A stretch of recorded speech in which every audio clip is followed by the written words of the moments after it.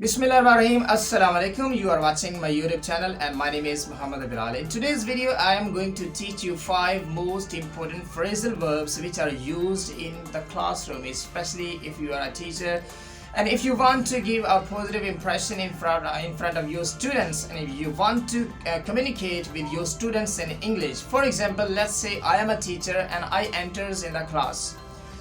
As soon as I enters in the class, first thing first, I ask my students what was the topic we studied yesterday. So for example, one of the students just he stands up and says, sir, this was the topic we studied yesterday. Okay, so for example, next topic I have to teach my students is information technology. So I will ask my students, today we are going to be learning about information technology. Today we are going to be learning about information technology. Okay, so that is the first sentence you can use as a teacher in front of your students if you want to ask your students that we are going to be learning about this topic.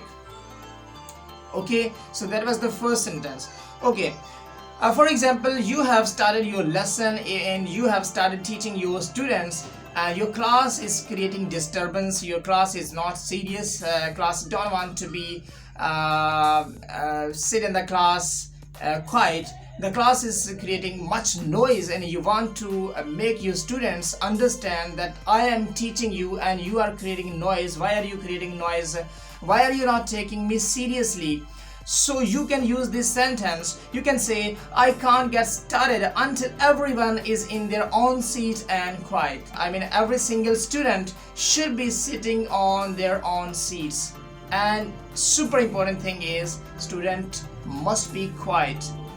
He is not allowed to create disturbance. He is not allowed to make a noise in the class. So moving on to the third sentence, third phrasal verb which you can use as a teacher in front of your students in the classroom is, for example, you are going to teach your students from the textbook which is page number for example 30. Let's say page number 30, you are going to teach from page number 30. So you can say your students, oh, okay, open up your books from page number 30. So this is informal language. There isn't any problem if you are making mistakes in your speaking.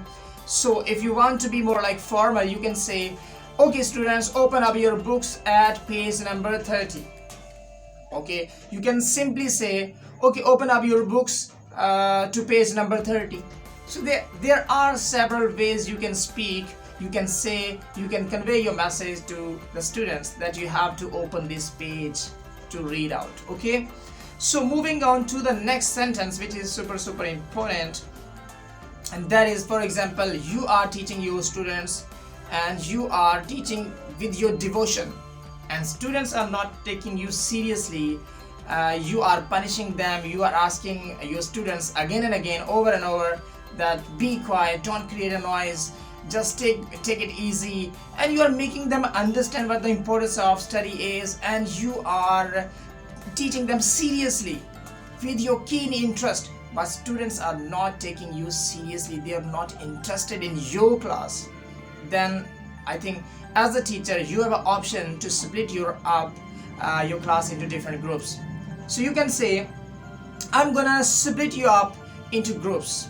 I'm gonna split you up into groups. For example, let's see, you have a class which consists of 50 students. So you can split your group, split up your class into, for example, 2 groups.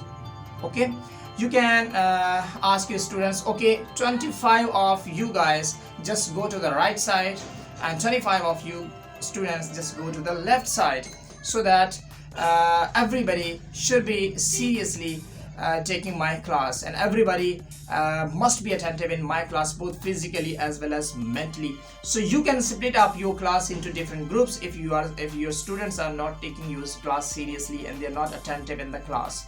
So moving on to the last sentence that we have got today is, for example, you are there is examinations going on, and you as an invigilator, you are on duty and you are asking your students that just keep your eyes on your own test, or just keep your eyes on your own paper, or you can say no discussing answers. For example, there are some naughty students and they are found to be in cheating, and you are warning them, you are asking them, you as a teacher, you are ordering them, don't cheat, don't cheat, just focus your own paper, just mind your own business.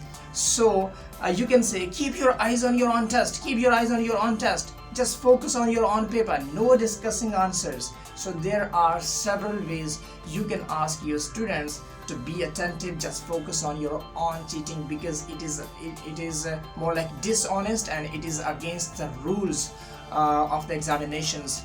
If you are taking exam as a student, and the only thing you need to do is you have to focus on your own paper, otherwise you are not allowed to cheat from anybody else. Okay, so that was all about today. These 5 phrasal verbs are basically used in the classroom, and these phrases are used by the teachers if you want to speak in front of your students and if you want to give a positive impression to your students. So these phrasal verbs, you have to memorize, you have to remember them with your heart, and not by rote. Okay, I mean you don't cram these phrases, you have to learn by heart. Okay, so you're never going to forget it forever. So that was all about easy peasy lemon squeezy. See you later, alligator in a while, crocodile.